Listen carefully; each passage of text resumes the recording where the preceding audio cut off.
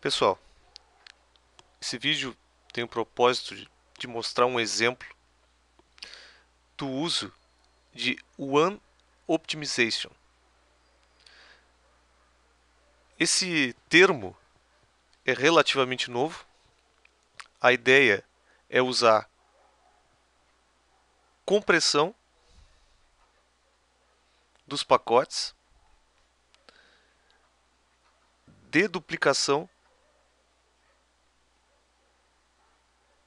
que é tentar agrupar pacotes, diminuindo a quantidade de cabeçalho. Então, basicamente, o que é feito?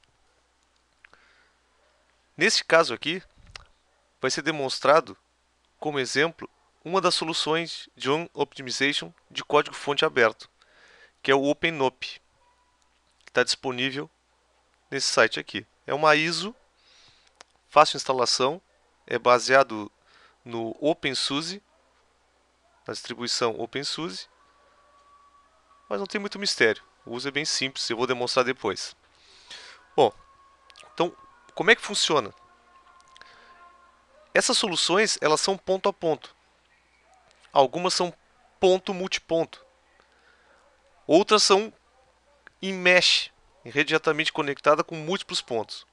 Mas a forma mais simples, imaginem que aqui, nessa LAN B, seja uma filial. E na LAN a matriz. E eu transfira arquivos dessa matriz ou da filial nos dois sentidos. Posso usar protocolos não criptografados, por exemplo, HTTP, FTP, CIFS, que é usado no Samba, e algum protocolo qualquer para transferência de arquivo que não use criptografia. Por quê? A criptografia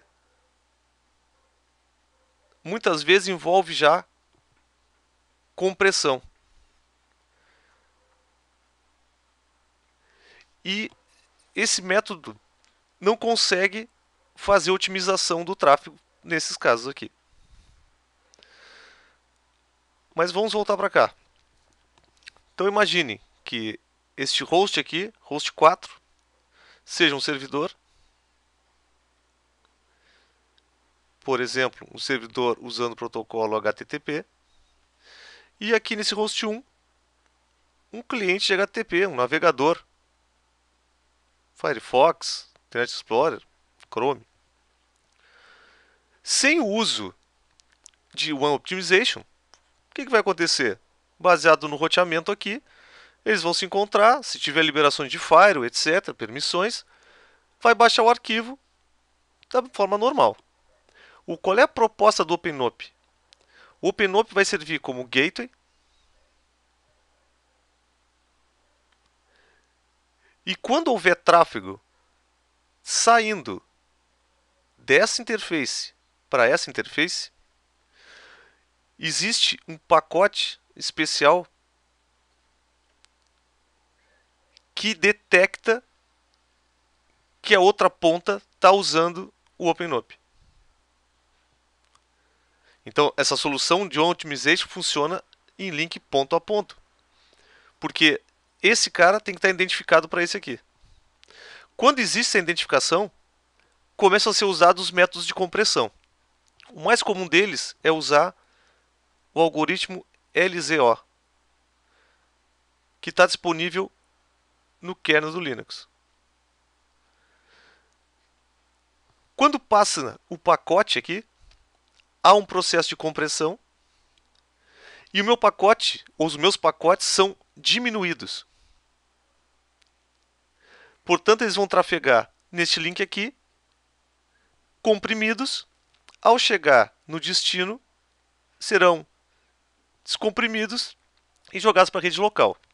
Então, eu não tenho que fazer configuração nenhuma aqui na minha rede local. Esses meus clientes aqui ficam alheios a ter ou não OpenOp. Se eu estou acessando, por exemplo, um outro site qualquer, que não tem OpenOP, não vai acontecer absolutamente nada. Vai seguir o tráfego sem compressão, como já é o esperado. Então existe um processo aqui de identificação das pontas. A partir daí, esse cara aqui faz a compressão. Pode-se usar NAT, não tem problema nenhum. Eu posso ter aqui a saída um IP único. Deste lado aqui, a identificação se dá pelas interfaces externas. Qual é o problema disso aqui? O problema está no uso de CPU, memória e disco, se for usar deduplicação. No caso do OpenOP ele não usa. Por quê? Porque cada fluxo de dados aqui vai sofrer um processo de compressão, o que vai ocupar CPU e memória mais do que o normal aqui. Então, normalmente essas soluções, as soluções comerciais, elas são baseadas na largura de banda.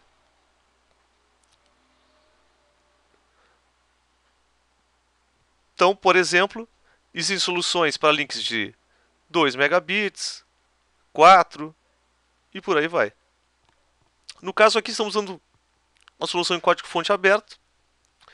Para se colocar em produção, deveria se avaliar o link, o tipo de tráfego, se vai haver ganho ou não. Por exemplo, se usar HTTPS, SSH,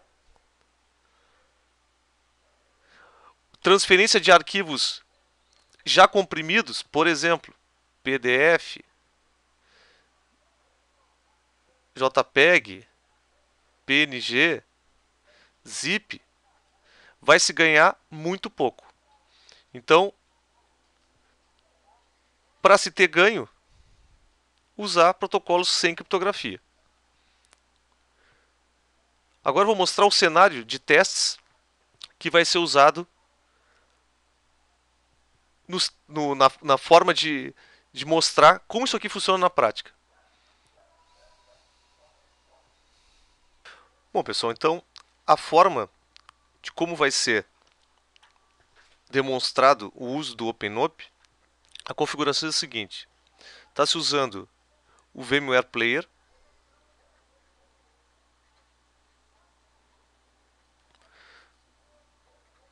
rodando o OpenOP. Aqui seria a rede fazendo o papel da internet. Esses caras aqui seriam os IPs públicos das pontas. E estou simulando com duas redes aqui, fazendo o papel de redes internas. Para tornar isso mais real, para mostrar realmente o ganho, eu estou usando o OneNAME. O OneNAME aqui ele está configurado para limitar a banda em 500 kbps por segundo. Então, todo o tráfego que sair da rede LAN A vai passar no OneNAME, vai limitar em 500K. Como é que isso aqui funciona? Nesse OpenOP aqui, eu adiciono uma rota para a rede 192.168.78, dizendo que o gateway é o 50. Nesse OpenOP aqui, eu adiciono uma rota dizendo que para chegar na rede 10.10.10 é pelo IP 192.168.254.51. Nesses caras aqui, para forçar a passagem pelo OneNAME, eu não posso fazer isso, senão o tráfego seria nesse sentido aqui. Eu não quero isso, eu quero forçar para cá. Então, o que eu tenho que fazer? Nesse OpenOP aqui, eu digo que para chegar nessa rede, o gateway é esse aqui. Nesse OpenOP aqui, eu digo que para chegar nessa rede, o gateway é esse aqui. Então eu forço a saída da minha rede pelo OneNAME. Bom, além disso, eu tenho nesse IP aqui um CentOS com um Apache,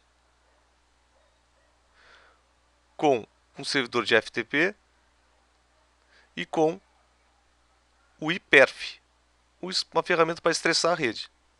Desse outro lado aqui, eu tenho uma máquina com Windows XP que vai fazer acessos para o Apache desse lado aqui, FTP e perf.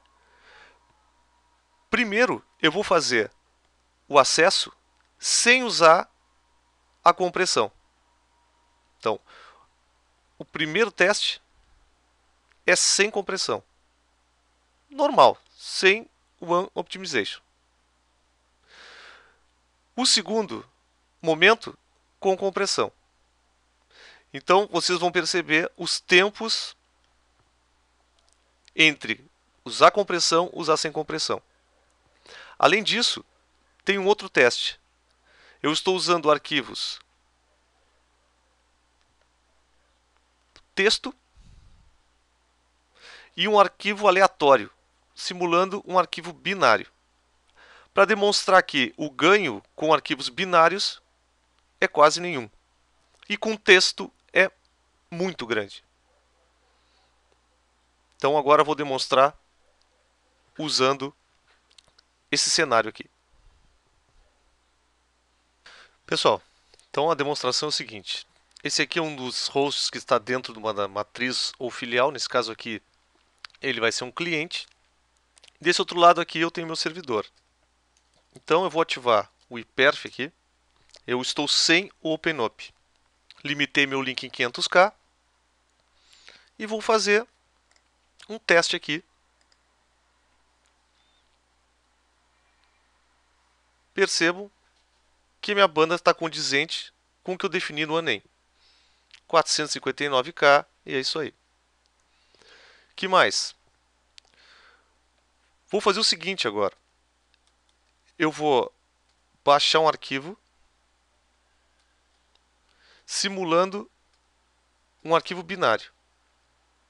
Então aqui. Usando wget, usando HTTP. Então percebo. Eu estou baixando a 55 KB. Então 55 aí vezes 8 vai me dar meus 500 kbps por segundo. Estou transferindo um arquivo gerado de forma aleatória. Ou seja, o conteúdo vai ser muito complexo para fazer compressão. Possivelmente a compressão inexista aí neste caso. É um arquivo de aproximadamente 2 MB. Então percebam aí que levou 35 segundos. Agora eu vou pegar um arquivo texto e vou fazer o mesmo. E vou fazer a mesma solicitação. Então, aqui, ó, texto. Não vai haver diferença nenhuma, porque eu estou analisando somente cabeçalho e dados. Quanto a isso, o meu arquivo tem 2 MB. Para o protocolo TCP, não faz diferença nenhuma. O HTTP vai fazer a mesma requisição, o transporte vai acontecer do mesmo jeito. Então, eu estou com um link de 500K, limitado aqui no ANEM, fazendo com que os meus servidores OpenOp estejam desativados. Agora, eu vou fazer o seguinte. Eu vou ativar o serviço do OpenOp nas duas pontas. Então, eu tinha parado o serviço, vou ativar o serviço e vou ativar o serviço. Uma das coisas que o OpenOp ainda tem que muito melhorar é a questão da console para analisar as estatísticas. Então não tem muita coisa aqui. Dá para ver algumas coisas só, tipo um show sessions e nada mais. Agora eu vou fazer o seguinte, eu vou fazer o mesmo iperf.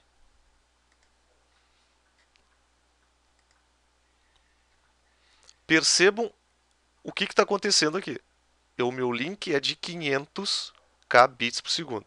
Eu estou chegando a 4.6 kbps por segundo. Por quê? Porque está havendo compressão.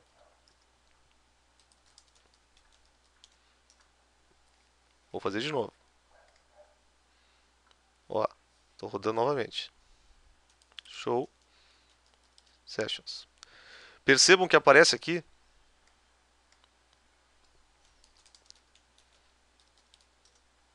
ó,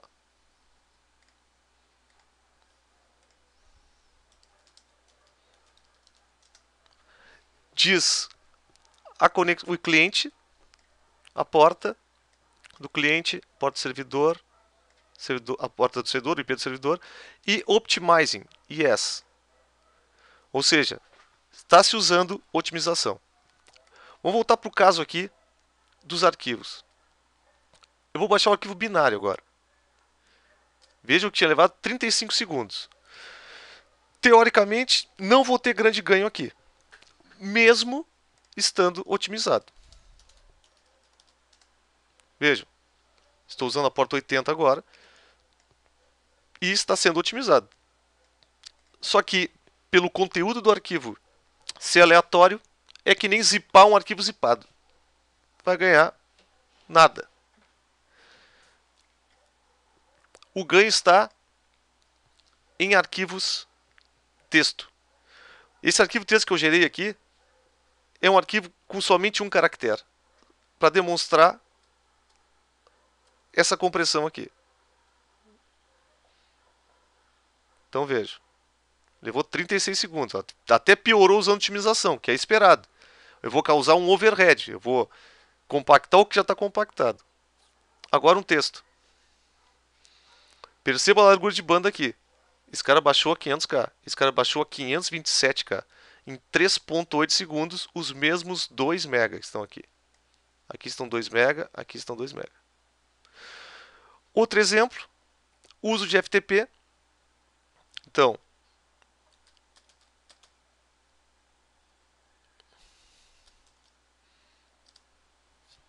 vou fazer acesso a esse servidor Linux, que está na minha matriz.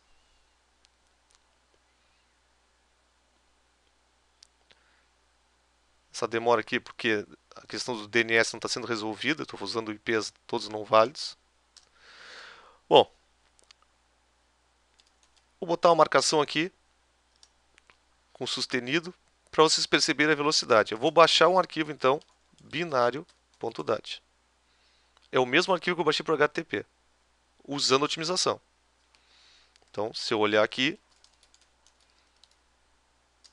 está lá usando a porta de controle de dados da FTP. Aproximadamente 35 segundos vai ser o tempo de transferência.